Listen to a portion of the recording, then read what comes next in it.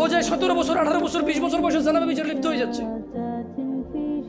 কিন্তু ও যদি আল্লাহকে ভয় পেত আর শারীরিক চাহিদার জন্য আল্লাহর কাছে বলতো, আল্লাহ আমাকে ধৈর্য দাও, আমি রোজা রাখতেছি, আমাকে সাহায্য করো, আমাকে তৌফিক দাও, আমাকে উত্তীর্ণ করো, বিবাহ পর্যন্ত আমাকে তৌফিক দাও, তাহলে আল্লাহ যিনি রহমান, যিনি ওদুদ প্রেমময়, তুমি আল্লাহর ভয়ে জানা বাদ দিলা, আল্লাহর কাছেই চাইলা, ধৈর্য আল্লাহর জন্যই ধরলা, আশা আল্লাহর কাছেই করো, তিনি কি তোমাকে ফিরাবে?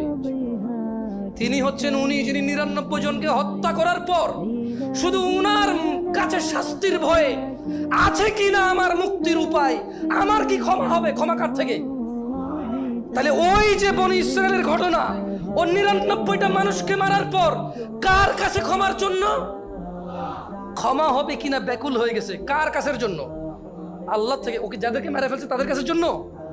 ও তো টেনশন করতেছে যে আমাকে কি মাফ করবে কেউ, আল্লাহ কি আছে যে আমাকে মাফ করবে, বা আমার কি ক্ষমা হবে?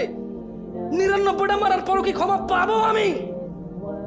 আল্লাহ কি ওর জন্য জমিনকে কাছে করে দেয় নাই? এই মাটি তুমি এক চুল নাড়তে পারবা? এই জমিন তুমি এক চুল নাড়তে পারবা? ভাই আমার, তুমি কি বনি ইসরায়েলের ওই 99 জন হত্যাকারীর চাইতে নিজেকে খারাপ মনে করো?